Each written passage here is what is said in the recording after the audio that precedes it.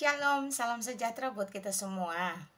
Salam kenal, salam santun, salam tajim. Assalamualaikum warahmatullahi wabarakatuh. Emak komentarnya dari Ferry ini tanggapin dulu ya. Nah, thank you Ferry sudah berkomentar. Kristen itu muncul tahun berapa, Bu? Apakah Yesus yang mengajarkan kekristenan? Torah itu tidak diwahyukan kepada Yesus. Tapi kenapa di Bibelmu ada Torah? Puji Tuhan, haleluya ya. Selama ada keinginan bertanya, berarti ada kemauan untuk framing, dan framing ini bisa menjadi bahan mengedukasi semua orang. Sekali lagi thank you. Dari cara kamu menulis bertanya ini ketahuan sekali bahwa kamu tidak mengerti apa-apa, kamu tidak mengetahui sejarah, dan kamu tidak mengerti apa yang kitab kamu pahami. Ya, Mak akan kupas. Pertama, Kristen itu muncul tahun berapa, Bu? Kamu tahu nggak Kristen itu apa?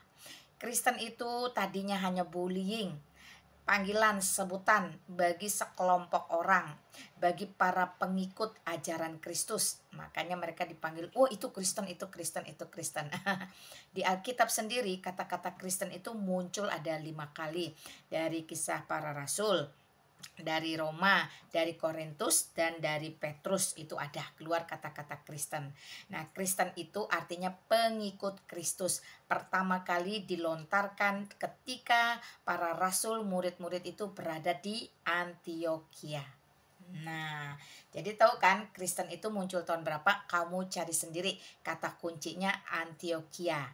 Klik aja pasti ketahuan. Biar belajar sejarah ya teman-teman Islam ya. Jangan malas belajar sejarah, yuk melek sejarah. Kristen itu bukan agama, agama itu buatan manusia. Kristen itu pada mulanya hanya julukan, sebutan, panggilan, sebuah kata-kata olok-olokan atau bullying bagi pengikut Kristus. Ya, Kristen artinya pengikut Kristus, jadi bukan agama. Kalau hari ini itu menjadi salah satu identitas agama atau keyakinan masyarakat, itu karena unsur politik saja. Pemerintahan harus jelas bahwa setiap warga negara memiliki keyakinan apa, terutama untuk Indonesia. Nah ya, jadi ada atau tidak ada agama, Kristus Yesus tetaplah Tuhan, tetaplah Allah, tetaplah Juru Selamat, dan tetaplah menjadi satu-satunya jalan ke surga. Tidak ada cara lain selain di dalam Yesus Kristus. Jadi tidak ada kaitannya dengan agama. Yesus Kristus sejatinya adalah firman Allah, pikiran Allah, logika Allah, logos Allah yang nuzul ke dunia menjadi daging, menjadi manusia, jelma menjadi manusia, inkarnasi menjadi manusia. Nah, karena itu sumbernya dari Allah, maka hakikatnya, esensinya, substansinya adalah Allah itu sendiri. Yang namanya Allah, Tuhan itu universal. Berlaku untuk seluruh umat manusia di muka bumi, dari berbagai kalangan, golongan, ras, suku, bangsa, aneka bahasa, bahkan budaya. Jadi Allah tidak membutuhkan agama. Allah tidak perlu mendirikan agama. Yesus Kristus sebagai Tuhan tidak pernah mengotori, mencemari tangannya dengan pedang dan perang, sehingga orang percaya kepada dia, bahkan membunuhi para laki-lakinya untuk kemudian istri-istrinya dinikahi, hartanya dirampasi, lehernya ditebasi jikalau tidak mau menerima ajarannya. Yesus Kristus bukan manusia yang berasal dari bumi, dari dunia yang terkutuk ini, tetapi dia datang dari sorga, karena dia adalah Allah itu sendiri. Jadi dia tidak membutuhkan agama. Dan eksistensi Allah, Tuhan, itu berlaku bagi seluruh umat manusia. Barang siapa percaya, dia tidak akan binasa. Barang siapa menolak, tentu dia akan tidak beroleh bagian dalam kerajaan surga. Hanya sesederhana itu. Yang kedua, apakah Yesus mengajarkan kekristenan? Sudah Mak jawab. Yesus tidak pernah mendirikan agama. Dia bukan tokoh agama, tetapi dia adalah Allah itu sendiri. Dia Tuhan bagi seluruh umat manusia, sehingga dia bersifat universal, tidak mengkultuskan dirinya untuk sebuah keyakinan atau agama. Agama itu bentukan buatan manusia berdosa. A tidak, gama kacau. Dari bahasa Sanskerta artinya tidak kacau. Jadi itu adalah standar atau sistem moral etika manusia yang dibentuk, diatur sedemikian rupa supaya orang-orang itu hidupnya beraturan. Jadi orang yang beragama, orang yang tidak kacau. Nah, demikian ya. Jadi standar agama itu jelas moral dan etika, melarang kejahatan dan menyukai atau menganjurkan kebaikan, itu standarnya sama. Tapi Yesus Kristus tidak perlu dengan itu semua. Ada atau tidak ada agama, sekali lagi jalan ke surga, keselamatan hanya ada di dalam Yesus Kristus. Jadi apa yang diajarkan Yesus Kristus di muka bumi ini 2000 tahun yang lalu itu melampaui agama apapun, melebihi agama yang dibuat oleh manusia manapun. Karena setelah kehidupan di dunia selesai akan ada kehidupan baru. Nah, kehidupan baru inilah Yesus Kristus sebagai penguasa menyatakan kepada dunia, barang siapa percaya kepadanya, sekali lagi tidak akan binasa melainkan beroleh hidup yang kekal. Nah, itu clear ya. Nah, Torah itu tidak diwahyukan kepada Yesus Kristus. Of course, tentu saja. Yesus Kristus itu adalah Allah.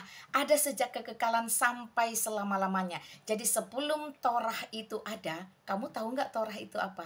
Atau Taurat. Jadi sebelum Taurat itu ada, sebelum Musa itu ada, Yesus Kristus sudah ada. Prainkarnasinya sudah nampak jelas. Nah, itu ya. Allah itu sudah sejak semula ada. Jadi Yesus Kristus melampaui Taurat. Taurat itu adalah kitab yang ditulis oleh Musa. Ya, kitab yang ditulis oleh Musa itu sering disebut Pentatuk. Kejadian, Keluaran, Imamat, Bilangan, Ulangan. Tentu saja tidak diwahyukan kepada Yesus Kristus karena Yesus Kristus ada jauh sebelum Taurat itu ada. Ya. Kenapa di Bibelmu ada Taurat? Ini lebih ke Dabrus lagi, teman-teman. Alkitab itu Kejadian sampai Wahyu.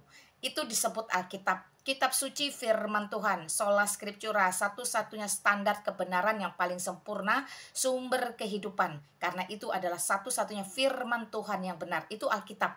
Dari Kejadian sampai Wahyu. Jadi isi Alkitab itu tentu saja termaktub di dalamnya Taurat, Kejadian, Keluaran, Imamat, Bilangan, Ulangan, kitab Pentatuk itu ya, dan seterusnya. Ada Mazmur atau Zabur yang ditulis oleh Raja Daud, kidung-kidung pujian yang tentu saja isinya juga berisi nubuatan-nubuatan, doa-doa. Lalu ada Injil. Injil itu adalah kabar baik. Kabar baik tentang Yesus Kristus. Karena keselamatan sekali lagi hanya ada di dalam Yesus Kristus. Injil itu kabar baik, bukan kitab yang gedebuk jatuh dari langit. Nah, cerita kabar baik Yesus Kristus ini ditulis oleh 4 muridnya. Ya, Matius, Markus, Lukas, Yohanes. Nah, itu dia. Jadi Alkitab itu lengkap. Tidak bisa parsial. Tidak bisa kamu comot, potong-potong, tidak bisa kamu bedah, belah-belah, separuh, sepertiga, setengah, tidak bisa. Dia utuh satu, dari Kejadian, Keluaran, Imamat, Bilangan, Ulangan, Yosua, Hakim, dan seterusnya sampai Matius, Markus, Lukas, Yohanes, sampai Wahyu. Nah, 66 kitab ini disebut Alkitab. Jadi Taurat, Mazmur atau Zabur, Injil itu tidak sepotong-sepotong. Mereka adalah satu kesatuan utuh. Sudah selesai, sudah final, sudah tuntas. Sangat sempurna. Tidak membutuhkan bantuan manapun untuk berdiri sebagai kebenaran firman Tuhan. Bertanyalah kepada Alkitab. Maka segala tanya, keraguan, kecurigaan, bahkan fitnahan, tuduhan selama ini yang ditujukan kepadanya bisa dengan tuntas, lugas, jelas, dan penuh kasih akan dijawab. Oke ya, thank you Ferry sekali lagi sudah bertanya. Kiranya Yesus Kristus sumber segala kehidupan sebagai Allah dan Tuhan bagi umat manusia mengampuni dan memberkati kamu. Shalom.